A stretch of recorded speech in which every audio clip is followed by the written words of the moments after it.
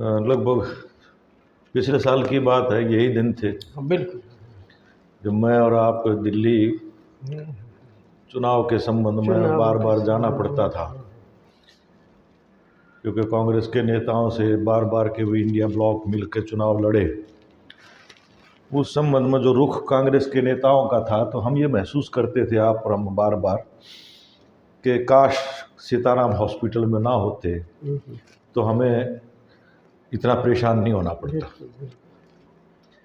और उसके बाद से लेकर के लगातार जो भी जितने भी इवेंट हुए अपने नहीं, दो एक और बात भी थी। हाँ। कांग्रेस के नेताओं के रुख के अलावा ये नहीं समझ में आ रहा था कि किससे बात की जाए और कौन करे।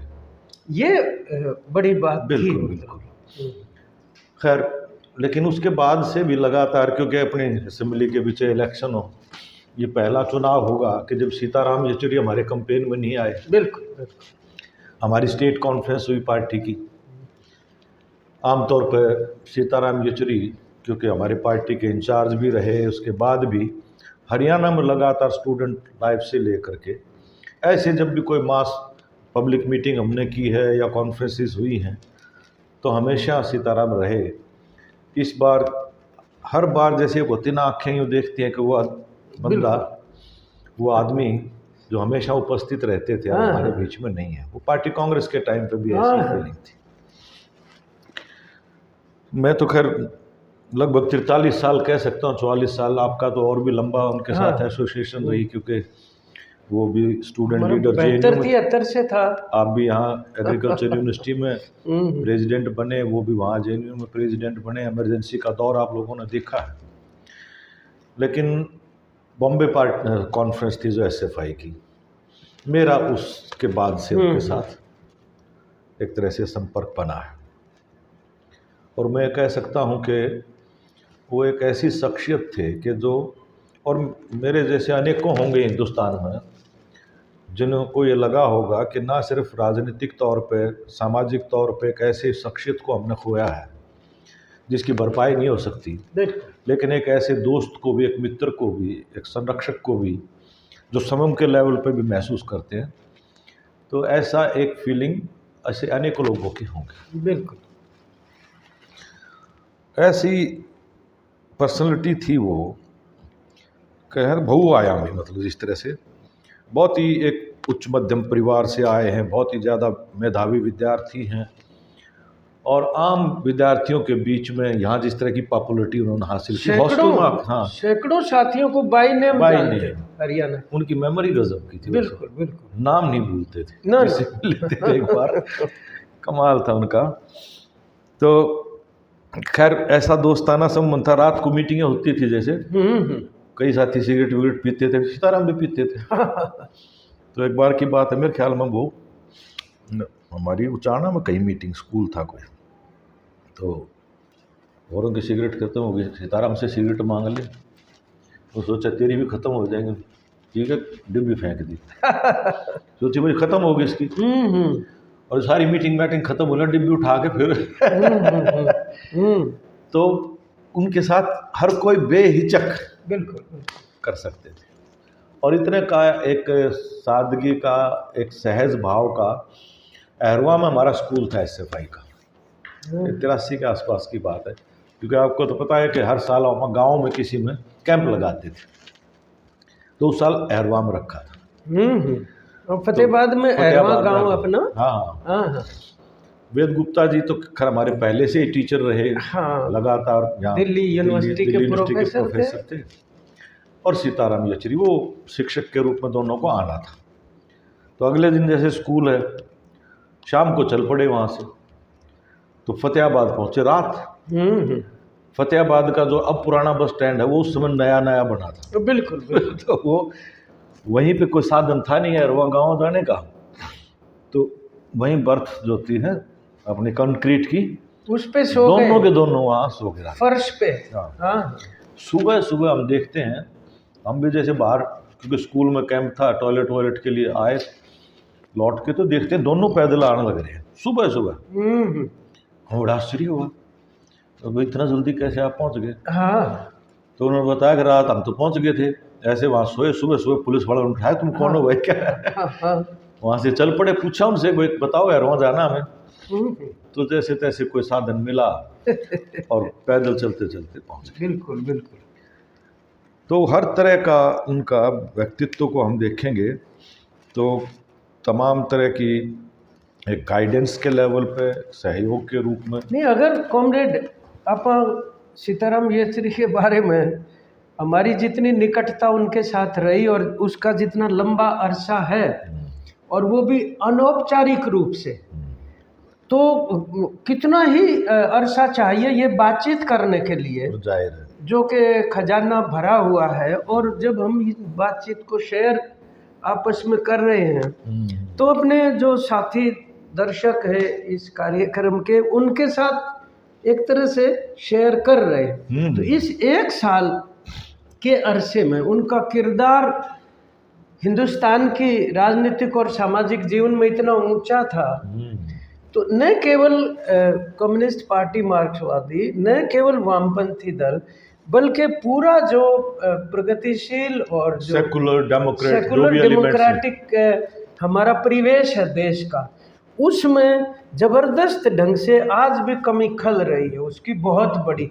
वो एक सूत्रधार थे, बिल्कुल, जो वर्तमान राजनीति के जो तकाजे हैं, देश को कैसे बचाया जाए, मतलब सांप्रदायिकता से या जातिवादी ध्रुवीकरण से या साम्राज्यवाद के जो हमले हैं, और जो एक आर्थिक आक्रमण है लोगों के आजीविका के ऊपर, उससे कैसे बचाया जाए, इस मामले में वो तो उनकी शोक सभा में भी जो जिस तरह का एक तमाम एकेडमिशियंस, पॉलिटिशियंस तमाम उसके जो आए और उन्होंने जो बातें रखी, बिल्कुल बिल्कुल, वो वास्तव में ऐसी थी कि एक तरह से इंद्रधनुष जैसा वहाँ पे नजारा था। और वो ऐसी शख्सियत थे कि वो, क्योंकि ही वाज वेरी इंटेलिजेंट, क्योंकि बहुत ही मेधावी छात्र रहे, जीनियस, इकोनॉमिक्स के उनका पकड़ फिलॉसफी के ऊपर, इंटरनेशनल मैटर्स के ऊपर, संस्कृति के मामलों में, हिंदुस्तान के दर्शन के मामले में, अपनी फिल्मों के बारे में, स्पोर्ट्स के बारे में, किसी भी मामले में उनसे बात करो, और बड़ा योगदान उनका हमारे लिए। हम गर्व के साथ कह सकते हैं कि उनके साथ हमने काम करने का मौका मिला। लेकिन हमारे कम्युनिस्ट पार्टी के इतिहास में ये भी दर्ज रहेगा कि जब सोवियत यूनियन का विघटन हुआ, उसके बाद बहुत बड़ा विचलन था कम्युनिस्ट आंदोलन के, और CPIM पहली पार्टी थी जिसने 1992 के अंदर इस जो विघटन हुआ सोवियत यूनियन का, जिसके बारे में कहा कि समाजवाद फेल हो गया पूरी दुनिया में, बिल्कुल कम्युनिस्ट आंदोलन के ऊपर भी उसका बहुत विपरीत प्रभाव पड़ा था। उस समय वो पार्टी के सेंट्रल कमेटी मेंबर थे, सेक्रेटेरिएट में थे, लेकिन पॉलिट ब्यूरो मेंबर नहीं थे। लेकिन जो विचारधारात्मक प्रश्नों बारे जो रेजोल्यूशन जो पेश किया था, बिल्कुल वो सीताराम येचुरी ने पेश किया। और ये पहली बार मेरे ख्याल से इतिहास में रहा होगा कि जनरल सेक्रेटरी के अलावा जो भी रेजोल्यूशंस पेश होते तो सीनियर पॉलिट ब्यूरो मेंबर्स पेश करते।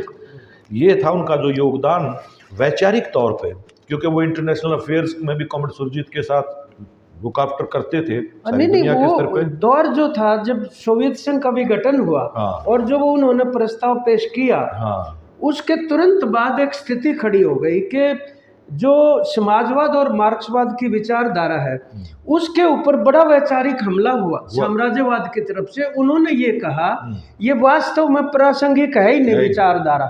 ये था हमला जिसको आप पोस्ट मॉडर्निज्म का हमला या पोस्ट ट्रूथ कहते हैं। उस टाइम पर सीताराम ने जो एक ऊपर से एक वो आया था ना जुमला, there is no alternative, TINA, उन्होंने कहा उसके जवाब में SITA, Sita, Sita is the alternative, socialism is the alternative, SITA। ये दिया टीना के मुकाबले उन्होंने सीता का अल्टरनेटिव। बड़ा योगदान है, बहुत बड़ा योग। वैसे ये स्लोगन कॉइन करने में भी उनका स्टूडेंट फेडरेशन के टाइम पे भी कमाल के। आप उन दिनों को याद करो, मैं तो हमेशा देखता हूँ कि उस समय जो जर्नल हमारा निकलता था SFI का, स्टूडेंट फेडरेशन ऑफ इंडिया का, स्टूडेंट सीताराम येचुरी उन दिनों ज्वाइंट सेक्रेटरी, स्टूडेंट स्ट्रगल, वो बाद में हिंदी में भी निकलने लगा, छात्र संघर्ष करके। वो अपने आप में उस समय पर हमारे रिसर्च स्कॉलर्स भी जो है, जो SFI के थोड़े बहुत भी हमदर्द थे, या इवन ऐसे जो करंट अफेयर्स में जिनका इंटरेस्ट होता था, उस जर्नल को वो जरूर याद करके कहते थे हमारे लिए जरूर मंगवा लेना। बिल्कुल। मतलब एक ऐसी पत्रिका के रूप में उन्होंने प्रकाशन शुरू किया, उसमें सफदर हाशमी का भी योगदान था। हम देखते थे जब ऑफिस में जाते थे, वैचारिक संघर्ष का औजार के बिल्कुल महत्वपूर्ण ढंग से। नहीं तो उनके इस संबंध में ना एक खासियत भी थी जिसका आज उल्लेख करना जरूरी है। वो ये थी कि वो जो हिंदुस्तान की जो माइथोलॉजिकल थॉट है, फिलोसॉफिकल, हाँ हाँ, उसको क्या बोलेंगे, प्राचीन जो पौराणिक जो उसके रामायण महाभारत से पौराणिक ग्रंथ वहां से वो वर्तमान स्थिति को जोड़ते थे, जहां आम जनमानस हिंदुस्तान का बहुत गहरे रूप से उसके साथ कनेक्टेड था, मतलब बिल्कुल राइटली रॉन्गली। लेकिन वो ये कहते थे कि जब किसान आंदोलन था उस दौरान की मुझे याद है कि राम ने अश्वमेध यज्ञ किया तो एक घोड़ा छोड़ा था कि ये जितनी भी दूरी तक जाएगा, भूमि पे जाएगा वहां तक राम का साम्राज्य रहेगा, मतलब। लेकिन उसको जो रोक देगा, चुनौती दे देगा, वहीं पे समझो राम राज्य की सीमा आ जाएगी। तो सीता तो क्योंकि वाल्मीकि आश्रम में रहती थी, तो उनके जो दो बेटे लव और कुश, उन्होंने वो जो अश्वमेध यज्ञ में घोड़े की लगाम पकड़ ली दोनों भाइयों ने। तो उस टाइम पर उन्होंने ये कहा था, आज जो मोदी ने अश्वमेध यज्ञ किया है के जो लिए जो साम्राज्यवाद का अपना विस्तार करने के लिए, जो कॉरपोरेट का अश्वमेध यज्ञ है, इसकी घोड़े की लगाम हिंदुस्तान दो के भाई, भारत माता के जो दो भाई हैं लव और कुश, उन्होंने पकड़ ली है। अब आज के भारत माता के दो भाई मजदूर और किसान दो भाइयों ने वो पकड़ ली लगाम, वो पकड़ेंगे। अब ये आगे विस्तार नहीं होने देंगे, ये उन्होंने उसके साथ जोड़ा, एक और जोड़ा उन्होंने, वो और भी ज्यादा रोचक है। हनुमानगढ़ में एक इलेक्शन में वो भी थे, मैं भी, दोनों गए हुए थे। तो जहाँ हम रुके हुए थे वहां पर प्रेस कॉन्फ्रेंस बुला ली। तो एक पत्रकार ने कॉमरेड सीताराम को ये कहा कि आप एक बात बताओ, हनुमानगढ़ में आज ही आप भी आए हुए हैं और आज ही प्रधानमंत्री मोदी आए हुए हैं, तो ये संयोग है या और कोई चक्कर है?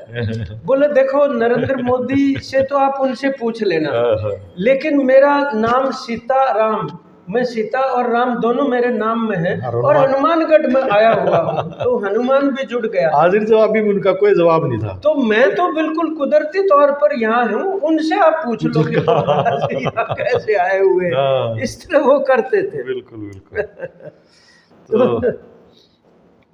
इसी तरह से वो चर्चा करते थे कि इनके लिए ना बड़ी दिक्कत है, क्योंकि नाम भी सीताराम हो गया। हाँ। और आरएसएस के ऊपर हमला जबरदस्त करते थे। बिल्कुल। बल्कि वो, मैं कह सकता हूँ कि लेफ्ट के अंदर तो he was the first person, वो पहले व्यक्ति थे जब ये खतरा बढ़ा है, खासतौर पे बाबरी मस्जिद के गिराए जाने के बाद। इनकी जो हिंदू राष्ट्र का जो जो जो अवधारणा है जिस तरह का, वो क्या है, इसको एक्सपोज करने के लिए उन्होंने उस समय पे वो लेख लिखे थे, जो बाद में अनेकों भाषाओं के अंदर छपा भी। तो वो जो गोलवलकर का, जो इनका सबसे ज़्यादा, क्योंकि ये किस तरह के लोग हैं, जो इनका सबसे बड़ा सिद्धांतकार है, उसकी किताब को ही ये आज छुपा रहे हैं। आधार उसका है, लेकिन उसको ऑन करने का, कि किताब उसने नहीं लिखी थी, कभी कुछ कहते थे, नैतिक साहस नहीं था ओवन करने, उसको बिल्कुल शोध कार्य करते हुए उन्होंने उसको बेनकाब किया। और उसके बाद से वो तमाम भाषाओं में और अन्य जो डेमोक्रेटिक सेकुलर फोर्सेस के लिए भी वो एक डॉक्यूमेंट बना, गाइडिंग डॉक्यूमेंट बना। साथ ही आप ये भी कह सकते हैं कि जो 2008 का, क्योंकि एक समय तक तो ये था कि कोई विकल्प नहीं है, एंड ऑफ हिस्ट्री है, सब है। हालांकि बानवे के डॉक्यूमेंट में जो दर्ज था कि क्योंकि पूंजीवाद मानव समाज की समस्याओं का हल नहीं कर सकता, बल्कि उसका कारण है, वर्ग संघर्ष तेज होंगे, और इस तरह से समाजवादी एक विकल्प है। लेकिन 2008 का जो संकट शुरू हुआ, उसके बाद फिर एक विचारधारात्मक दस्तावेज पार्टी का जो आया, तो जिसमें ये कहा गया कि ये व्यवस्था, ये संकट जो है, ये एक रूटीन का, चक्रीय, जो आमतौर पर पूंजीवाद का होता है, वो नहीं है। It is a systematic crisis. ये फॉर्मुलेशन जो पार्टी की तरफ से आई, तो उसमें भी सीताराम का योगदान हम कह सकते हैं, क्योंकि इस सारी हिस्ट्री के अंदर 3 दस्तावेज हैं पार्टी के ऑन आइडियोलॉजिकल इश्यूज, उनमें से 2 के आर्किटेक्ट के रूप में या उसके योगदान के, हालांकि सामूहिक योगदान होता है बट उसके बावजूद भी हम ये कह सकते हैं उनका एक ज़बरदस्त एक योगदान है जो आज प्रमाणित हो रहा है कि ये संकट 2008 से लेकर के लगातार गहरा होता ही जा रहा है, जिसकी परिणति आज ये दिखाई दे रही है। जो ट्रम्प जिस तरह से डेस्परेट होकर के ये सब ये दिखाई दे रहा साहब। अच्छा, ये जो देखो कम्युनिस्ट पार्टी में आमतौर पे एक सामूहिक कार्य प्रणाली होती है और जो नेतृत्व है वो जन आंदोलनों से उभरा हुआ नेतृत्व होता है, और इसलिए उन सामूहिक कार्य प्रणाली में कमेटियों की भूमिका है, लेकिन व्यक्ति की भी उसमें भूमिका जिस तरीके से महत्वपूर्ण होती है, और ख़ास तौर पे किस दौर में आप ये देखिए कि comrade P Sundarayya, EMS Namboodiripad, Harkishan Singh Surjeet, उनके जो कि मतलब स्वतंत्रता आंदोलन के इतने ऊंचे ज्योति बसु वो नेतृत्व दे रहे थे, और एकदम से फिर जैसे कॉमरेड प्रकाश कारत और सीताराम के ऊपर आके ये जिम्मेदारी पड़ी, तो जितना बखूबी मतलब उन्होंने इसको आगे बढ़ाया उसी वामपंथ की विरासत। इनको 2 चीजें मिली, एक खुद की प्रतिभा और ऐसे नेताओं का उनको एक प्रशिक्षण कहो या सानिध्य कहो जो एक विरासत को जो आगे बढ़ाने का काम, क्राफ्टमैन थे जो सभी लोगों को जोड़ने वाले व्यक्ति के रूप में इसलिए स्वीकार्य थे क्योंकि वो ना मतलब कोई धोखापट्टी नहीं थी, बिल्कुल ईमानदारी से अपनी राजनीति को दूसरे राजनीतिक पार्टियों के नेताओं के सामने रखते थे, और उनको ये भरोसा था कि ये जो कमिटमेंट कर रहे हैं या जो प्रस्ताव दे रहे हैं उसके बारे में ईमानदार है। बिल्कुल, ये बात आजकल के उस समय का आपको याद होगा, अपनी यहाँ मद्रास होटल पे कॉमरेड सीताराम आए थे तो उनको खाना खिलाने के लिए ले गए थे। तो UPA के टाइम की बात है, बस यहाँ रुकती थी, थोड़ी देर के लिए बस रुकी, एक लड़की उतर के भागती हुई आई। आप सीताराम हो? तो उसने हाथ मिलाया, बस वो आपसे मिलने ही आई थी। बिल्कुल। तो वो आम लोग उनको, उनकी जो शैली थी बातचीत की, उनकी जो आर्टिकुलेशन थी, तो वो उनके बीच में बहुत पॉपुलर थे। तो नौजवानों से लेकर के और परिपक्व पॉलिटिशियन तक उनका जो दायरा था वो बहुत बड़ा था। कॉमरेड, 2 चीज़ आप देखो जो हम अपने साथियों से भी खास तौर पर उनके सामने ये पेश करना चाहेंगे। एक तो ये कि आज राज्य और धर्म, रिलीजन एंड स्टेट, और राजनीति और धर्म, इनका जो मिश्रण है, घालमेल है, वो ये कहते थे कि अगर ये होता है, अगर इसकी बीच की जो लक्ष्मण रेखा होती है उसको पार किया जाएगा तो वो राजनीति और धर्म दोनों के लिए घातक है। एक दूसरा, वो ये कहते थे कि जो धर्म है वो व्यक्ति का अपना एक निजी विषय है, जो आत्मा और परमात्मा का संबंध है, जो उसको मानते हैं उनके लिए। इस आत्मा का परमात्मा कौन है वो आत्मा जानती है, इसमें किसी का हस्तक्षेप नहीं होना चाहिए। आज के दौर में इसका कितना बड़ा उल्लंघन है। इसलिए उनकी इस बात ने उस समय के ऊपर जब ये बुलाया गया अयोध्या का राम मंदिर के ऊपर, CPM पहली पार्टी थी और ये सीताराम की पहलकदमी थी जिन्होंने ये जो आप कह रहे हैं ये बात उन्होंने जब रखी, अन्य जो पॉलिटिकल पार्टी थी जो असमंजस की स्थिति में थी, क्या करें ना करें, या उन्होंने न्योता ठुकरा दिया, ठुकरा दिया, और उनको भी एक ताकत मिली। और उनसे भी अल्टीमेटली ये बहुत एक अच्छी बात रही कि कई पॉलिटिकल पार्टीज ने इसको ठुकरा दिया वहां जाने का जो निमंत्रण था, लेकिन पहल करने का साहस उन्होंने लिया सबसे पहले। बिल्कुल बिल्कुल, तो एक महत्वपूर्ण योगदान है। इसलिए आज सब लोग याद करते हैं जो थोड़ा बहुत भी जो अब संवैधानिक हिंदुस्तान के संविधान की रक्षा के सवाल के ऊपर हमेशा ये वो कहते थे, ना सिर्फ संविधान को बचाना है बल्कि आगे बढ़ाना है। और वो जो उनके भाषण है राज्यसभा में, क्या बात है, वो तो आज भी मतलब बहुत बड़ी पार्लियामेंट की संसद की संपत्ति है, और उनको 2017 में सर्वश्रेष्ठ सांसद से पुरस्कृत किया गया, और ये उसी श्रेणी में कॉमरेड AK गोपालन, ज्योतिर्मय बसु, हमारे दीपांकर मुखर्जी साहब, उनको उनकी विरासत, भूपेश गुप्ता, हिरेन मुखर्जी, उसी कड़ी को आगे बढ़ाते हुए जो उन्होंने मतलब वहाँ पर जो योगदान दिया है संविधान के डिफेंस में, खास तौर पर अन्य पार्टियों के नेता कई कहते हैं तो हम तो सीताराम का भाषण सुनने के लिए जाते हैं, राज्यसभा में जिस दिन उनका भाषण कार्य सूची में लिखा होता था वो सुनने के लिए जाते थे। तो दूसरा जो आज के संदर्भ में अगर हमारे लिए और भी ज्यादा जरूरी चीज, वो बार बार कहते थे, क्योंकि हमारी तो मीटिंगों में बैठते थे, वो कहते थे भारत का जो समाज है ये दो टांगों पे खड़ा है।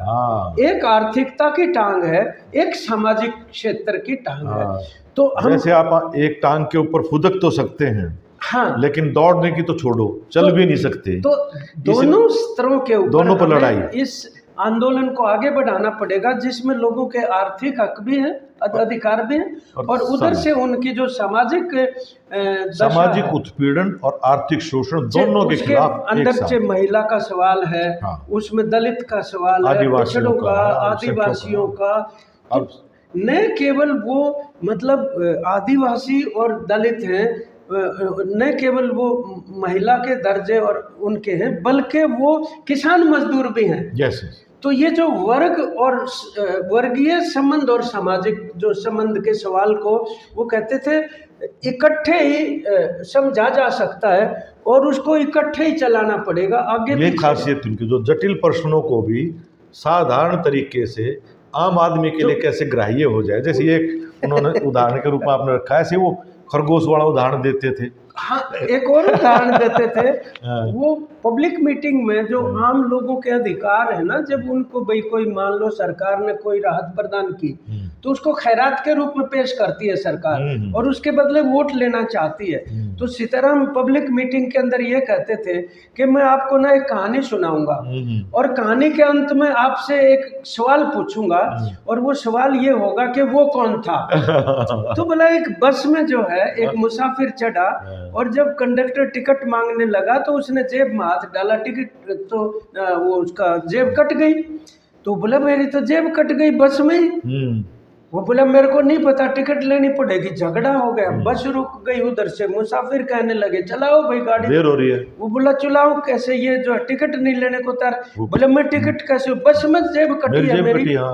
तो खैर वो तनातनी में एक बंदा खड़ा होके बोला भाई कंडक्टर से कितने की टिकट है इसकी। बोला 40 रुपए की। बोला ये पकड़ भाई 40 रुपए इसको टिकट दे दे। लोग बोले यार एक बात है, धर्मात्मा लोग तो अभी भी है। देखो उसने उसकी 40 रुपए दे दिए। तो तब वो पूछते थे वो आदमी कौन था। तो बोले वो आदमी जेब कतराई था। बोला सरकार इस भूमिका में है जब वो जनता लोगों की जेब काटती है और थोड़ा सा कुछ दे करके और वो महात्मा बनने की कोशिश करते हैं। बिल्कुल। और हमारे तो देखो यहाँ करनाल में जब ये वहाँ उधर जो वो एक शहीद हुआ सुशील किसान आंदोलन के दौरान टोल प्लाजा के ऊपर, वहाँ माजरा गांव में उनके घर आए सीताराम और बाकायदा उनको आर्थिक मदद भी दे के गए। इतना वो अपनी जिम्मेदारी समझते थे, बहुत संवेदनशील। और कई बार तो ना मतलब उनका, अब मेरे से तो वो 1-1.5 साल छोटे थे, लेकिन मैं उनको जाहिर बड़ा ही मानता था। हमारे वरिष्ठ साथी थे, उनके मार्गदर्शन में काम किया, लेकिन वो इस रूप में कभी एक छोटा नहीं समझा हमें कि हम बड़े नेता नहीं हैं, इतनी बराबरी के तौर पर। तो और 2-3 बार तो ऐसी घटना घटी जो मेरे साथ याद है। मैं जब ऑल इंडिया इंस्टीट्यूट में दिखाने के लिए जाता था चेकअप के लिए 2 बार दफ्तर के सामने एकेजी भवन के आगे मेरे साथ जो दूसरा बंदा था वो संयोगवश दोनों ही बार वेटरनरी डॉक्टर थे। तो मैंने परिचय करा। बोला परिचय ना कराओ, मैं इनको पहचानता हूँ, लेकिन मैं सवाल तुम्हारे से ये पूछ रहा हूँ कि तुम बीमारी तो अपनी दिखाने जाते हो, साथ में वेटरनरी डॉक्टर किस लिए रखते हो। तो मैंने कहा हमारा हॉस्टल जो पीजी हॉस्टल था उसके साथ में वेटरनरी हॉस्टल, आप तो चाय पीते थे वहाँ। सीताराम को याद। बोला हाँ इसीलिए तो इनको जानता हूँ बाय नेम। तो मैंने कहा ये वो डॉक्टर हैं जो उनका इलाज करते जो बोल नहीं सकते। तो जाहिर है बोलने वालों का तो और भी अच्छे ढंग से वो कुछ न कुछ जायजा ले सकते हैं उनकी पीड़ाओं का, बीमारियों का। बोले ये बात ठीक है के बारे में इस तरीके की वो करते थे। नहीं वो पर्सनल कंसर्न्स भी। एक बार यहाँ सोनीपत अड्डे वो ढाबा आया करता मीटिंग करके खाना वहीं खाते थे। दीप भोजनालय, दीप से पहले यहाँ सोनीपत अड्डे पे भी एक ढाबा था, तो अपन जब अच्छा सोनीपत अड्डे पे प्रेमनगर से मीटिंग करके हम खाना खाने चले गए। मेरे जीभ उपड़ी हुई थी, तो मैं खाना खाने में मेरे को दिक्कत आ रही थी। बोला क्या दिक्कत है? मगर जीभ में मेरे छाले पड़ रहे हैं।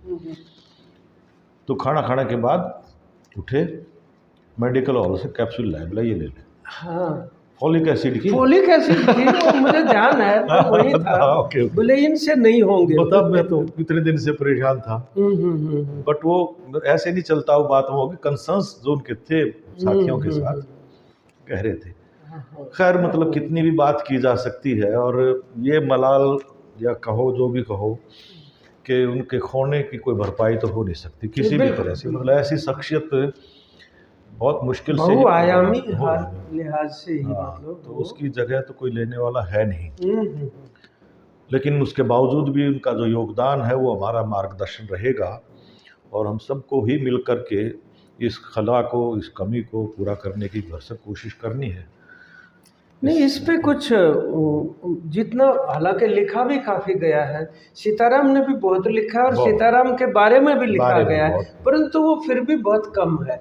तो अपने जो व्यक्तिगत अनुभव भी हैं, चाहे वो संघर्षों के हैं, व्यक्तिगत जीवन के हैं, हमें उस स्तर के ऊपर भी, और बाद के दौर में तो जो उनका जो बेटा, जवान बेटे की जो मृत्यु हो गई, बड़ा झटका लगा। वो भी झटका बहुत बड़ा था पूरे परिवार के लिए, मतलब तो उसको भी, लेकिन वो बर्दाश्त कर गए थे इस रूप में कि उनको, मैं उनके उसके बाद कहा, मगर सीताराम मजाक से हम कर लेते थे, बुढ़ा गया, पहले नहीं दिखते थे ऐसे। तो बोला हाँ भाई हो ही गई, मगर थोड़ा सा आप भी सेहत का कुछ ख्याल रखो। हाँ, कुछ थोड़ा बहुत कुछ एक्सरसाइज जैसे भी, मतलब कुछ साथियों का एक दो का नाम लिया कि वो भी जैसे कर रहे। अरे फुर्सत कहाँ है, फिर इतने गम जो दिए हैं। तो एक बात उन्होंने कई बात कह दी, टाइम भी उनके पास वास्तव में इतनी विविध प्रकार की उनके असाइनमेंट्स, अलग अलग पॉलिटिकल पार्टी से भी करना, सांगठनिक मुद्दे भी देखने पार्टी के, उस समय अंतर्राष्ट्रीय स्तर के ऊपर हम बिल्कुल दूसरी पार्टियों के साथ संबंध स्थापित करना, उनके साथ इंटरेक्शन करना, इंटरनेशनल सेमिनार्स में जाना, उसके लिए पर्चे लिखना, अंतर्राष्ट्रीय स्तर के ऊपर भी कम्युनिस्ट मूवमेंट के एक नॉन फेस के रूप में, क्योंकि उनका योगदान भी है। मतलब सीपीआईएम का वो जो सम्मेलन है मद्रास पार्टी, अब चेन्नई तो बाद में हुआ, मद्रास पार्टी कांग्रेस का, उसके बाद एक इंटरनेशनल कलकत्ता में मद्रास का 1992 का, जिसमें वो राजनीतिक कुछ उसी टाइम पे वो कुछ राजनीतिक प्रश्नों पर, उसके बाद वैचारिक प्रश्नों डॉक्यूमेंट, उसके बाद वो इंटरनेशनल कॉन्फ्रेंस हुई जो कलकत्ता में हुई। तो पूरे अंतर्राष्ट्रीय कम्युनिस्ट आंदोलन के लिए जो एक बहुत बड़ा उस समय सेटबैक था, वो एक डायरेक्शन देने का काम किया था उस डॉक्यूमेंट ने, और इसलिए उनकी पहचान, विचलन उस टाइम की थी, उससे बाहर निकालने में उस इंटरनेशनल सेमिनार की काफी बड़ी भूमिका, कितनी कम्युनिस्ट पार्टियां नाम झड्डे बदल गई थी, कुछ हो गया। यहाँ पर भी अपने देश के वामपंथी आंदोलन के उसके प्रभाव थे, भटकाव के असर उसके थे, बट उससे हम उस झटके से कम निकल पाए, और ना सिर्फ अपने उसमें बल्कि दुनिया के स्तर पे भी वो आज भी रेफर होता है। हाँ बिल्कुल। खैर इसमें कोई दो राय नहीं है, हम उनको याद करते हैं, श्रद्धांजलि भी देते हैं। हाँ, वो तो कभी बुलाए नहीं जा सकते, नहीं जा सकता का योगदान को।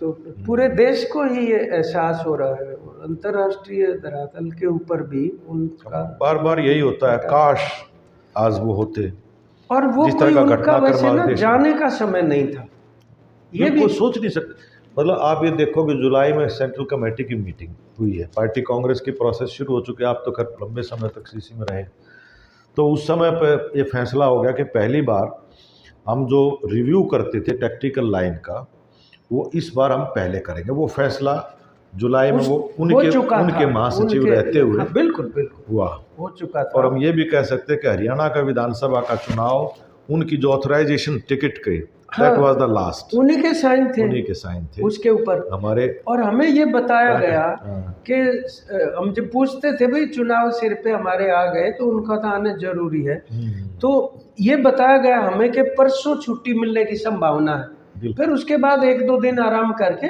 आ जाएंगे। उम्मीद पैदा हुई थी, उसके बाद झटका लगा। हालांकि कॉमरेड वृंदा लगातार, क्योंकि वो अटेंड कर रही थी तमाम व्यस्तताओं के बावजूद, वो भी एक बड़ा था। लेकिन उनसे जब मैं पूछता था तो यही कहती थी कि भाई डॉक्टर, तो लास्ट के समय के ऊपर ये तो हो गया था कि बड़ा मुश्किल है, बिल्कुल, बट फिर भी एक उम्मीद थी कि शायद कुछ ऐसा चमत्कार हो जाए, जो नहीं हो पाया। वो डॉक्टर है वो चक्रवर्ती शर्मा, जो हमारे दोस्त, उनका बेटा, उसने बहुत देखभाल दिन रात वहाँ पे की, और बिल्कुल उन्होंने निरंतरता में ब्रीफ, और उनकी लेटेस्ट जो स्टेटस था स्वास्थ्य का, वो पार्टी को ब्रीफ वृंदा के थ्रू करते रहे। अच्छा लड़का, उसने बहुत वहाँ पे सेवा की। तो हर जगह उनके इस तरीके से तो संपर्क थे। वैसे कॉमरेड वृंदा का भी उस समय का रोल अगर देखोगे, लगातार उनको अटेंड करना पॉलिटिकल लेवल पे, क्योंकि हमारे लिए भी वही थी कि आप कुछ करो बात, कांग्रेस के नेताओं से कितनी हो जाती है ऐसी तो आप ऐसी स्थिति देखो कि आप दो एक एक्सट्रीम रोल अदा करने एक साथ, सोना मुश्किल हो जाता है, खड़े खड़े खड़े खड़े हुआ। तो खैर, एक हमारे आदर्श कॉमरेड जिनका निश्चित तौर पर हमें फॉलो करना चाहिए, उस प्रकार का आचरण, उस प्रकार के हमारे जो व्यवहार संबंधी जो गुण होते हैं, वो ग्रहण करने की बात है। इस रूप में महत्वपूर्ण है वो चीज़ अपने लिए।